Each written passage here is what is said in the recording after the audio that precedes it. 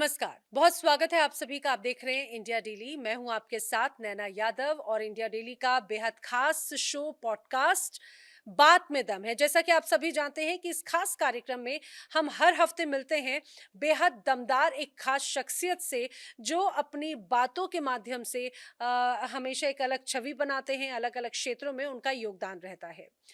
आज हमारे साथ में इस खास प्रोग्राम में मौजूद हैं विश्व हिंदू परिषद के राष्ट्रीय प्रवक्ता विनोद बंसल जी।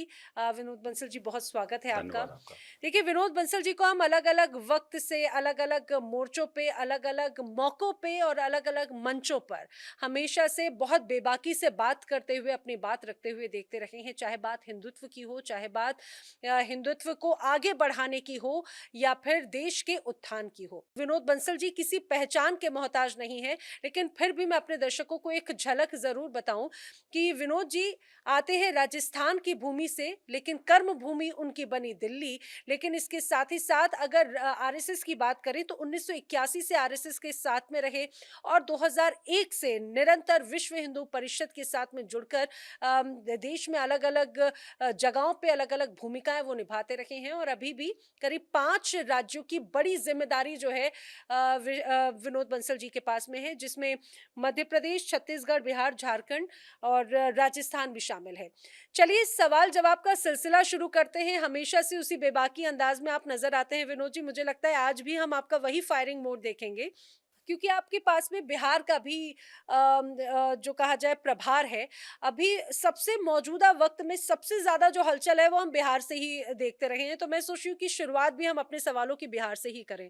बिहार में इन दिनों सबसे ज्यादा चर्चा है एसआईआर को लेकर, जो वोटर लिस्ट पुनरीक्षण है उसको लेकर जमकर स्थिति नजर आई। काम पूरा हो चुका है और जिस तरह से तस्वीर सामने आई, 52 लाख से ज्यादा वोटर्स के नाम कटने तय माने जा रहे हैं। विपक्ष इसको लेकर लगातार नाराजगी जाहिर कर रहा है। इसे कैसे देखते हैं आप, इस पुनरीक्षण को? नैना जी, देखिए, मैं चूंकि राजनीतिक कार्यकर्ता नहीं हूँ, तो राजनीतिक मसलों पर मैं बोलता भी नहीं हूँ। जो मेरा कार्यक्षेत्र है, मैं धर्म, संस्कृति, इतिहास और भारतीय जीवन मूल्य और भारतीय परंपराएं और भारत का स्वाभिमान, ये सारे मेरे प्रिय विषय रहे हैं। लेकिन चूंकि ये भी लोकतंत्र का एक बड़ा महासमर है जो कि अभी बिहार के अंदर होने वाला है। और आप देखिए कि देश के संविधान में भी जो जिनको वोट देने का अधिकार दिया गया है, वो देश के नागरिक होना उनके लिए बहुत जरूरी है। और इसकी ज़िम्मेदारी चुनाव आयोग को दी हुई है कि आपको इस बात को एंश्योर करना पड़ेगा कि आप जिसका वोट ले रहे हैं या जो आपका मतदाता है, वो वास्तव में मतदाता बनने का अधिकार रखता है कि नहीं रखता। तो इसके बारे में चुनाव आयोग अगर कोई प्रक्रिया का पालन कर रहा है, तो निस्संदेह मुझे लगता है विरोध की बजाय उसका स्वागत करना चाहिए और सबको साथ रहना चाहिए। लेकिन ये बड़ा दावा किया जा रहा है कि जो वोटर लिस्ट है उसमें बांग्लादेशी या घुसपैठी या फिर रोहिंग्या जो हैं उनकी भूमिका ज्यादा है, इसीलिए जो लोग बाहरी हैं उनके नाम कट जाएंगे। और इसी को लेकर लगातार विरोध हो रहा है। विपक्ष तो यहाँ तक कह रहा है कि भाई अगर इसी तरह से चलता रहा तो हम चुनाव का बहिष्कार तक कर देंगे। आखिर क्या आपत्ति नजर नहीं, आती है? कटना भी चाहिए, क्यों नहीं कटना चाहिए भाई? क्या भारत का कोई नेता विदेशी व्यक्ति के वोट से जीतना चाहता है क्या? क्या भारत का कोई नेता जो अपने आप को भारतीय कहता है, अभारतीय के वोट के लालच में भारत की सभ्यता, संस्कृति, उसके इतिहास, महापुरुष और जो पुरातन परंपरा है, भारत के जो सेकुलर कैरेक्टर है, या उसको मैं कहूँगा कि भारतीय संविधान को गिरवी रखना चाहता है क्या? मैं कहना चाहता हूँ, जो भी इसका विरोध कर रहे हैं, मैं सीधे-सीधे शब्दों में उसको देश विरोधी कहूँगा। अगर उस प्रोसेस में कोई खामियां हैं, तो निस्संदेह आपको बोलने का अधिकार है। आप इलेक्शन कमीशन में जाइए, बताइए कि जिन लोगों का निकला है नाम, वो नहीं है जिनको आप समझ रहे हैं, ये वो वास्तव में भारत के नागरिक हैं। प्रूव करिए ना, बजाय इसके कि राज्य का माहौल खराब करना। आप देखिए कि अभी चुनाव होने वाले हैं, अभी चुनावी मेढ़क शुरू हुए हैं। इलेक्शन कमीशन का तो प्रोसेस है, ये प्रोसेस का हिस्सा है। उस प्रोसेस के हिस्से में अगर आप बाधा बनोगे तो ठीक नहीं है। बहिष्कार करना है तो चुनाव का बहिष्कार करो ना जी, आपको करना है तो। क्यों करना चाहते हो भाई? इसका मतलब आप लोकतंत्र से भागना चाहते हो। इसका मतलब ये है कि आप विदेशियों को देश की सत्ता की कमान देना चाहते हो। नहीं, बहुत हो चुका। इस पर पूर्ण विराम लगना ही चाहिए। लेकिन विनोद जी, सबसे ज्यादा विपक्ष और खासतौर से हम तेजस्वी यादव को हम देख रहे हैं, काफी आक्रामक रुख में हैं। उनका कहना है कि सीमांचल से जुड़े हुए सबसे ज्यादा ऐसे इलाके हैं और वहां पर ज्यादातर वोट कट रहे हैं। सीमांचल जो कि कहा जाता है सबसे मजबूत वोट बैंक है विपक्ष के लिए ये और कटना भी मुस्लिम चाहिए। बहुल इलाका है, हम्म। मुस्लिम वोटर्स जो हैं। और यही वजह है कि चाहे बात वो एआईएमआईएम हो, जिनकी सीट्स वहां से आई, चाहे बात आरजेडी की हो, उनका कहना है कि मुस्लिम बहुल इलाकों को जानबूझ के टारगेट किया जा रहा है। देखिए, चूंकि मुस्लिम बाहुल इलाके में तो छुपे हुए हैं वो सारे सांप। हम्म। मैं उसको देशद्रोही सांप कहता हूं उसको, जो कि भारत के अंदर अवैध घुसपैठ करके और भारतीय न्यायतंत्र और भारत की जो लोकतांत्रिक प्रणाली है उसमें सेंध लगा करके भारत के राजतंत्र पर कब्जा कर जमाने की कोशिश कर रहे हैं। और ये वोटों के भूखे और लालची नेता उनकी पैरवी कर रहे हैं। शर्म आनी चाहिए इनको। हाँ, अगर आपको लगता है कि कोई ऐसा वोटर निकला है जो वास्तव में भारतीय है, उसको लेके जाइए इलेक्शन कमीशन। मैं समझ सकता हूँ, हो सकता है प्रोसेस में कुछ खामियां हो सकती हैं, लेकिन आउटराइट इस बात को रिजेक्ट कर देना कि नहीं नहीं नहीं, जितने भी रोहिंग्या या बांग्लादेशी घुसपैठी हैं वो सारे के सारे वोटर बनेंगे, ये तो स्वीकार नहीं है। हम्म। मैं ऐसी चीजों की कठोरतम शब्दों में निंदा करता हूं और साथ में इलेक्शन कमीशन को साधुवाद देता हूं कि ये प्रोसेस सिर्फ बिहार नहीं बल्कि संपूर्ण भारत में इम्प्लीमेंट होना चाहिए। हाँ, आपने पूरे भारत की बात कही, लेकिन इसी को लेकर कई विरोध भी देखने को मिल रहा है। वहां पे पश्चिम बंगाल में ममता बनर्जी विरोध कर रही हैं, दक्षिण भारत में भी लगातार अब विरोध के स्वर उठने लगे हैं। विरोध की वजह क्या मानते हैं? क्योंकि एक तरफ कहा जा रहा है कि सीएए एनआरसी थोपा जा रहा है, दूसरी तरफ अगर अब एसआईआर, अगर ये पूरा पुनरीक्षण होता है वोटर लिस्ट का स्पेशल, तो ये भी एक तरह से जबरदस्ती है और उन्हें टारगेट करने की एक मंशा देखिए, है। मैं आपको बता दूं, सीए के बारे में जितना भ्रांति इन्होंने फैलाई कि मुसलमानों का नागरिकता छिन जाएगी, मुसलमानों को इस देश से निकाल देंगे, क्या आज तक किसी को निकाला है क्या? हाँ, इतना जरूर है कि हमने लाखों लोगों को नागरिकता दिलवाई, जो पीड़ित थे, परेशान थे, प्रताड़ित थे। पाकिस्तान, बांग्लादेश, अफगानिस्तान में ऐसे लाखों लोगों को हमने नागरिकता दिलवाई है। इस बात का मैं गर्व है। लेकिन एक भी कोई मुसलमान का वोट कटा हो, कि एक भी मुसलमान को भारत के बाहर भेजा गया हो, नहीं किया ना। तो अब इनको सबसे पहले तो उसको माफी मांगनी चाहिए।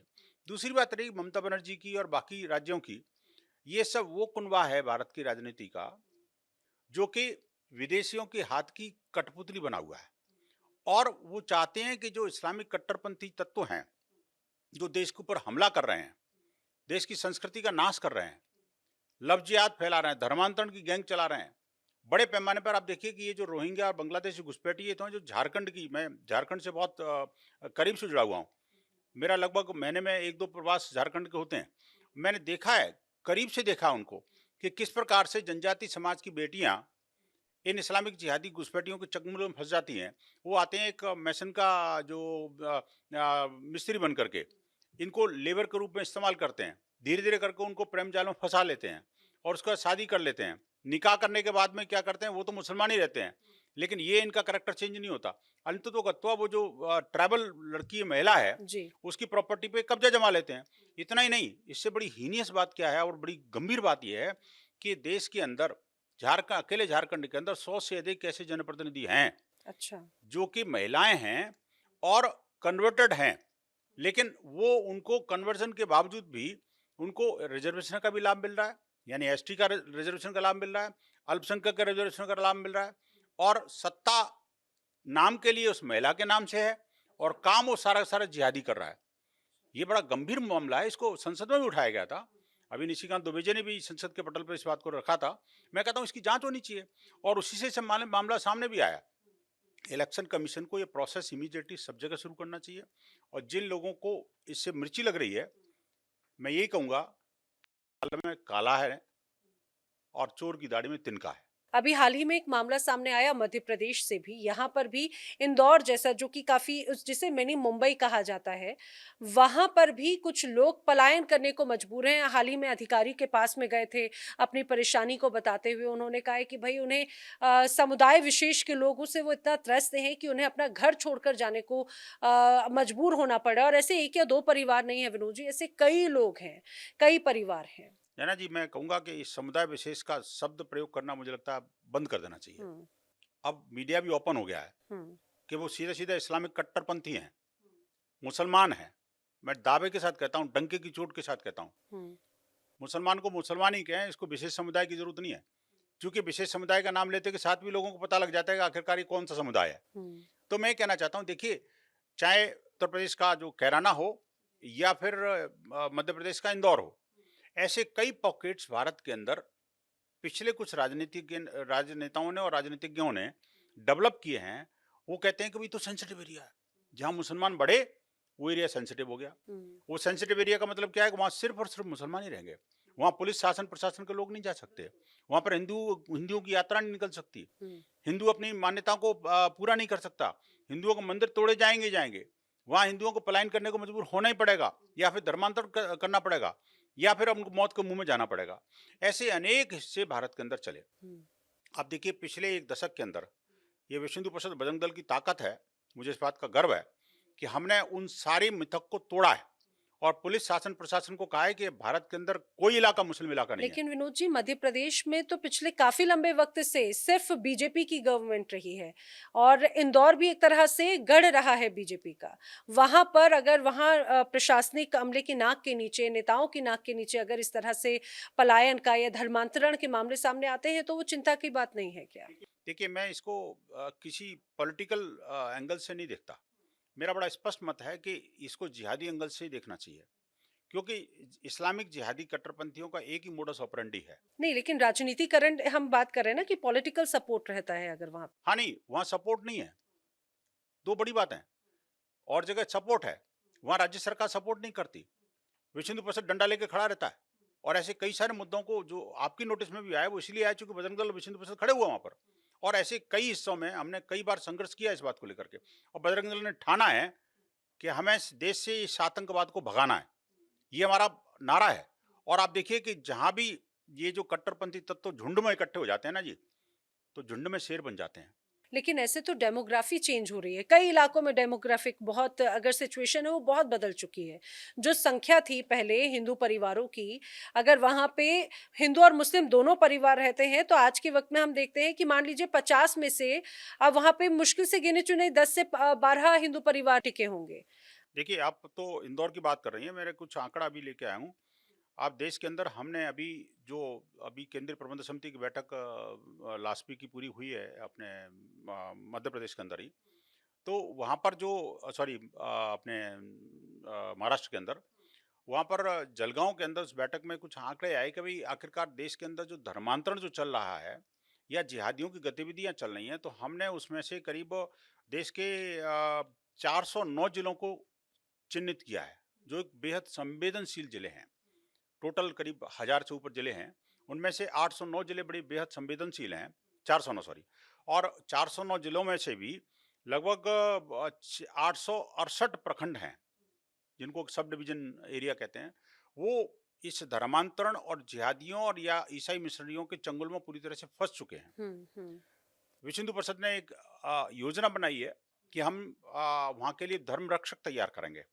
अभी तक लगभग 375 ऐसे लोगों को हमने तैयार किया है, जो कि ऐसे धर्म रक्षक, ऐसे धर्मांतरणकारी गैंग के ऊपर नजर रखेंगे, और जो लोग चले गए उनको वापस स्वधर्म में वापस लाने के लिए भी प्रयत्न करेंगे। ये आपने एक और जो कन्वर्जन की बात कही है, ये बहुत महत्वपूर्ण है। जैसे हम हमेशा धर्मांतरण की बात करते हैं विनोद जी, उसमें हम हमेशा ज़्यादातर ये देखते हैं कि ऐसे लोग जो हिंदुत्व को छोड़कर, हिंदू धर्म को छोड़कर मुस्लिम धर्म को उन्होंने अपनाया। लेकिन ऐसे बहुत बड़ा नंबर है, रेशियो बहुत ज़्यादा है, जो इस्लामिक के साथ-साथ जो क्रिश्चियनिटी में भी कन्वर्ट हुए हैं। बहुत बड़े इस तरह का रेशियो है। तो वो चिंता की बात नहीं है क्या? आखिर क्यों विश्व हिंदू परिषद सिर्फ़ ज़्यादातर मुस्लिमों की बात करता है? नहीं, ऐसा नहीं है, दो चीजें बड़ी अलग हैं। ऐसा हम जो है ना, देखिए, जो क्रिश्चियंस में भी मैं आपको बता दूं कि उसके अंदर भी क्रिप्टो क्रिश्चियन ज्यादा खतरनाक है। हुँ।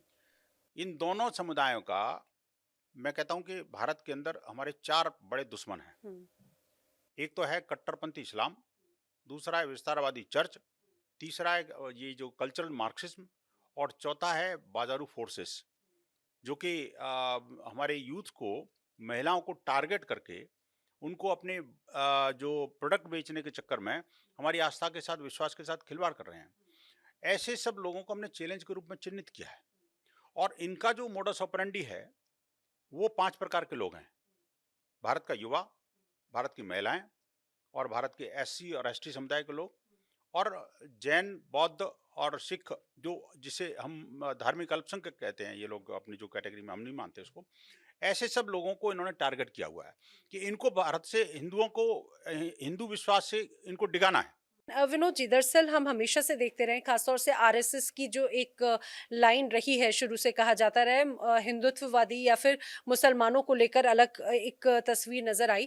और खास तौर से जब से मंदिरों की एक अलग पूरी सिचुएशन हमने देखी, अयोध्या में राम जन्मभूमि पर भव्य राम मंदिर बना, उसके बाद से लगातार मांग उठने लगी, फिर ज्ञानवापी, मथुरा, काशी की तो बात हुई, फिर देश भर से अलग अलग इलाकों से ये आवाज उठने लगी कि भाई जो जो मज़ारें हैं या फिर जो जो मस्जिदें हैं या फिर ताजमहल हो या फिर कुतुब मीनार हो, अब उनको भी वहां पे तोड़कर हिंदुत्व या मंदिर की स्थापना की बात कही गई। बहुत अलग अलग बातें हुई।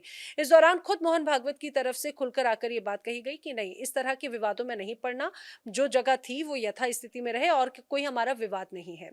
मैं चाहती हूँ जरा विश्व हिंदू परिषद की भी लाइन को जरूर हम क्लियर करें, क्योंकि पहले राम जन्मभूमि का मंदिर वाली जो एक लाइन हमेशा से रही है, क्या आने वाले वक्त में भी इसी तरह की और भी विवाद या और भी अनेकों जमीनों या स्थानों को लेकर आप लोगों की आगे की रणनीति है? देखिए, विश्व हिंदू परिषद ने 1984 में सरयू के तट पर पूज्य संतों ने सरयू का जल अंजलि में भर करके प्रतिज्ञा की थी हम्म, कि अयोध्या, मथुरा, काशी, तीन को मुक्त करेंगे। हम्म, हमने एक के पीछे पड़े, भगवान की कृपा से 500 वर्ष पूरे नहीं होने दिए, उससे पहले ही उसका निदान कर लिया। माननीय सर्वोच्च न्यायालय से सर्वसम्मत निर्णय आ गया।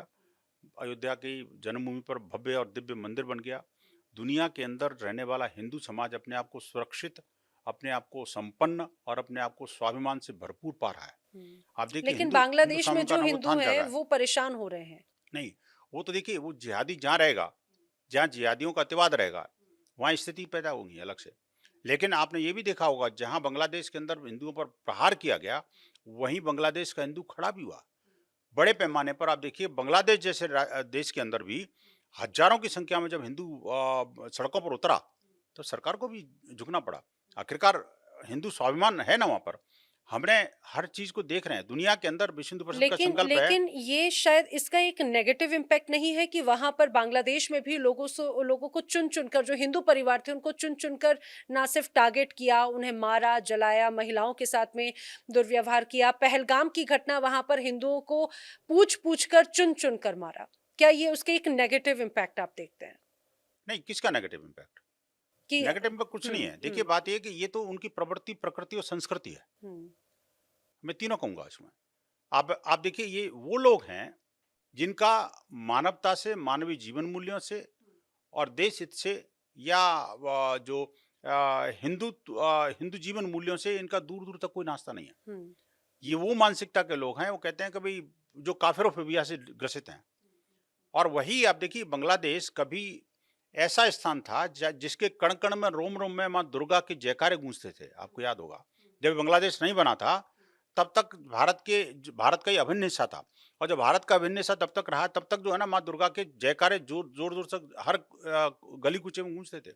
आज वही बांग्लादेश धर्मांतरण का शिकार होकर के, बड़े पैमाने पर जब मुसलमान ज्यादा हो गए और हिंदू कम हो गया, और उसके बाद आज स्थिति ये है कि हिंदू या तो मरेगा, या धर्मांतरित होगा, या पलायन करेगा। तीन ही चीजें उसके पास, तीन ऑप्शन बचे हैं। लेकिन विश्व हिंदू परिषद का संकल्प है कि हम हिंदू स्वाभिमान को जागृत करेंगे। दुनिया के किसी भी कोने में अगर हिंदू रहता है तो स्वाभिमान पूर्वक रहे, हिम्मत के साथ रहे। देखिए, जब बांग्लादेश के अंदर ये डिस्टर्बेंस शुरू हुआ था, आपको याद होगा, कुछ लोगों ने हमें ही सलाह दी कि क्यों नहीं सारे हिंदुओं को भारत में ले लेते, क्यों नहीं बॉर्डर खोल देते। हमने कहा ना, एक को नहीं आने देंगे। क्यों? क्यों? क्योंकि वो चाहते ही हैं कि बांग्लादेश हिंदू विहीन हो जाए। हम कहते हैं कि भाई, आखिरकार मैं अपनी मातृभूमि को कैसे छोड़ सकता नहीं, हूँ? लेकिन जो आना चाहते हैं वो नहीं, आना चाहते हैं उसके लिए दिक्कत नहीं है। प्रश्न ये है, लेकिन आना भी क्यों चाहते हैं? प्रश्न यही आ रहा है कि आना इसलिए चाहते हैं क्योंकि उनका आतंक है। हमें उस आतंक से लड़ना है, उस आतंक की मानसिकता के साथ लड़ना है। विश्व हिंदू परिषद ने एक नारा दिया, अब पलायन नहीं, पराक्रम की आवश्यकता है। जो जिनका धर्मांतरण हो गया, अब ऐसे कई लोग होंगे, हो सकता है इस कार्यक्रम के माध्यम से आपको सुन रहे हो, जो घर वापसी करना चाहते हैं। क्या माध्यम होगा, कैसे संपर्क कर सकते हैं, कैसे उनकी घर वापसी होगी? बड़े आराम से, जो इच्छुक लोग हैं, अपनी आस्था और विश्वास को टटोलें, स्थानीय हिंदू समाज के लोगों से संपर्क करें, वहाँ कोई संघ का संसद होगा, विश्व हिंदू परिषद कार्यकर्ता होगा, बजरंग दल का कार्यकर्ता होगा और अन्य। देखिए, हम ये कहते हैं कि सिर्फ विश्व हिंदू परिषद, बजरंग दल और संघ नहीं कर रहा है इस काम को, बड़े पैमाने पर हिंदू समाज खड़ा हुआ है इस समय। बहुत सारे लोग इस काम को उसमें शायद सहायक बनते हैं, लेकिन इच्छा शक्ति उसकी भी होनी चाहिए। और दूसरी बात यह है कि हम उससे सिर्फ उसका घर वापसी नहीं कराते, बल्कि रोटी बेटी का संबंध भी बनाते हैं। बहुत कठिन काम है। पहले जब हमने ये जो घर वापसी शुरू की तो कई संतों ने और कई वरिष्ठ लोगों ने कहा, कभी मुसलमान बन गया वो तो भ्रष्ट हो गया, और ऐसे भ्रष्ट लोगों को हम वापस कैसे ले लेंगे, वो तो हमारा हिंदू नहीं बचा, नहीं लेंगे हम। परम पूज्य श्री गुरु जी के अथक प्रयास के बाद में 66 में जो विश्व हिंदू सम्मेलन हुआ था, उसमें पूज्य संतों को, वरिष्ठ संत थे, उनके माध्यम से सब लोगों ने सामूहिक सहमति के साथ में ये स्वीकार किया कि नहीं, कि घर जो वापसी चला गया करेंगे। उसको वापस भी लाएंगे हम, और जो जाने बाकायदा वाला उसकी है एक उसको प्रक्रिया रुकाएंगे, है। उसकी प्रक्रिया बाकायदा हम बाकी धार्मिक रीति नीति के साथ करते हैं, और ठीक है। बाकायदा बिल्कुल लीगल तरीके से करते हैं। अब जैसे, क्योंकि अब वक्त की कमी है, लेकिन विनोद जी, अब जैसे आपने लव जिहाद की बात की, सिर्फ लव जिहाद नहीं, हम पिछले कुछ वक्त से देख रहे हैं लैंड जिहाद, यहाँ पर ड्रग जिहाद, लव जिहाद, थूक जिहाद जैसे कई ऐसे शब्द पिछले कुछ वक्त से बहुत ज्यादा सुनने में आए हैं। आखिर ये किस तरह के जिहाद हैं और ये जिहादी कौन है, किनका सपोर्ट है आखिर इन्हें? देखिए, संपूर्ण एक कट्टरपंथियों की जमात है जो कि गजवाए हिंद का मानसिकता लेकर के इसको काम कर रही है। जब इनिशियली जो एक दशक पूर्व जो है, जब ये टीवी चैनल्स पे डिबेट शुरू हुई लव जिहाद को लेकर के, तो आपको शायद पता होगा, मैं सबसे ज़्यादा सफर था जिसको कि मुझे सबसे ज़्यादा टारगेट किया जाता था मीडिया के चैनलों में। कभी कहाँ है लव जिहाद, कौन कहता है लव जिहाद है, कैसे होता है लव जिहाद, आप वैसी बकवास कर रहे हैं। आप देखिए कि अब जो है पूरा दुनिया कह रही है कि हाँ, लव जिहाद से सिर्फ भारत ही नहीं, ब्रिटेन भी पीड़ित है, लव जिहाद से बांग्लादेश भी पीड़ित है, लव जिहाद से आपका ये जो श्रीलंका भी पीड़ित है। श्रीलंका के अंदर पिछले दिनों काफी बड़ा डिस्टर्बेंस हुआ था। और मैं कह रहा हूँ, जो अगर लव जिहाद नहीं है तो ये कानपुर का जो शिबू अली जो है सचिन क्यों बना, नौबस्ता का फतेह खान आर्यन क्यों बना, आप मुझे बताइए, आगरा का इकराना रवि क्यों बना, रांची का रकीबुल हसन रंजीत क्यों बना, सीकर का इकराना कबीर क्यों बना, कौन है ये लोग, मुंबई का अजमल अजय क्यों बना, बरेली का खालिद अमन क्यों बना, मेरे पास एक लंबी लिस्ट है। और इन सब लोगों ने कभी मीना को अमीना तो कभी निधि को नादिया, कभी पूजा को जोया तो कभी जो है अंजलि तिवारी को आयशा, ऐसे अलग अलग नामों से, मतलब सिर्फ उसने अपनी आइडेंटिटी छिपाई और सिर पर टीका, हाथ में मोली, और उसके बाद मतलब पूरा ऐसे वेश धारण कर लिया कि भाई वो हिंदू है। बिल्कुल। और उसके बाद में लड़की को फंसाया, उसको सेक्सुअली अब्यूज किया, उसके बाद में उसको अपने निकाह किया, धर्मांतरण किया, और अंततोगत्वा या तो उसको अपने मौत के मुंह में डाल दिया या फिर आतंकवादियों को सौंप दिया। अच्छा, एक आखिरी सवाल ये, क्योंकि अब चुनाव का वक्त है, वैसे आपने कहा आप राजनीति की बात नहीं करते या फिर विश्व हिंदू परिषद राजनीति से इतर नहीं, लेकिन हिंदू राष्ट्र की बात जो है वो विश्व हिंदू परिषद और बीजेपी का भी एक हमेशा से विषय रहा है। आपको लग रहा है कि आने वाले वक्त में जिन जिन राज्यों में चुनाव है वहां पर हिंदुत्व का मुद्दा गरमाएगा और ये उसकी तस्वीर नजर आएगी? नहीं, चुनावों के बारे में मुझे नहीं पता एक्चुअली। मैं तो ये कहूंगा कि यहाँ देखिए, पे आप मैं तो ये कह रहा हूँ, देखिए, हिंदू स्वाभिमान जाग रहा है, हिंदू और जिनका नाम कट रहा है वोटर लिस्ट से, हिंदू जीवन मूल्य जो है अब प्रगति के पथ पर हैं। हिंदुत्व का शिखर अब उदय हुआ है। राम मंदिर के उदय के साथ में हमने, देखिए, जब राम मंदिर का निर्णय आया था तो 3 वर्ष के लिए संकल्प लिया था विश्व हिंदू परिषद ने कि अब हम कोई नया काम नहीं करेंगे जब तक कि राम मंदिर की स्वर्ण पताका उनके अपने पटल पर, अपने चोटी पर ना लहराने लग जाए। और आप देखिए कि वो लहरा गई, और राम मंदिर की जब प्राण प्रतिष्ठा हो गई तो उसके बाद में हिंदुओं में एक नया जीवन दान मिला, मैं कहूँगा उसको। और उसके बाद में अभी जो जहाँ मथुरा और काशी की बात आपने की, मथुरा काशी भी जल्दी ही भगवान शंकर और भगवान श्री कृष्ण को मिलने वाली है, ऐसा मुझे पूरा विश्वास है, और बिना किसी संघर्ष के मिलेगी, ये भी बात है। और तो ये लड़ाई सिर्फ काशी मथुरा तक रह जाएगी या फिर आगे भी नजर आएगी? देखिए, हिंदू समाज सत्य का पुजारी है, और भारत सत्य के अन्वेषण में हमेशा लगा रहा है, जीवन भर लगा रहा है, अनादिकाल से लगा रहा है। मतलब मैं इसे ऐसे ही समझूं कि आने वाले वक्त में कुछ और भी जगहों के स्थानों को लेकर विश्व हिंदू परिषद एक्टिव होगा? देखिए, विश्व हिंदू परिषद की जरूरत नहीं है, समाज है, जाग रहा है, उसको सामने दिख रहा है, तो भाई उसमें दूध में मक्खी को तो निकल नहीं सकता, दिख रहा है तो फिर निकालना पड़ेगा उसको, नहीं दिख रहा है तो कोई बात नहीं दिख रहा, चल रहा है। लेकिन देखिए, डर तो उनको है ना जिनका कुछ खोने का डर है, डर उनको है जिनको जो छुपा रखा है वो एक्सपोज होने का डर है। क्यों डरते हैं भाई? लीगल प्रोसेस से चल रहा है ना जी, कानून में आप भी विश्वास करिए, कानूनी तरीके से आइए, सामने समाधान लेके जाइए। बिल्कुल, देखिए हिंदुस्तान कानून से चलता है, कानून से चलेगा, संविधान से चलता है, संविधान से चलेगा। यही बात बार-बार उठती भी है और विनोद बंसल जी हमेशा से अपनी बेबाकी अंदाज़ से हमेशा जाने जाते हैं और आज भी इस खास प्रोग्राम में कई तल्ख़ और तीखे सवालों के जवाब जो है वो अपने ही अंदाज़ से देते हुए नज़र आए। विनोद जी हमारे साथ जुड़ने के लिए आपका बहुत धन्यवाद। बहुत-बहुत धन्यवाद आपका भी। तो आज के हमारे इस खास शो में फिलहाल इतना ही, लेकिन इंडिया डेली पर तमाम खबरें आगे भी जारी हैं। आप बने रहिए इंडिया डेली लाइव के साथ। नमस्कार।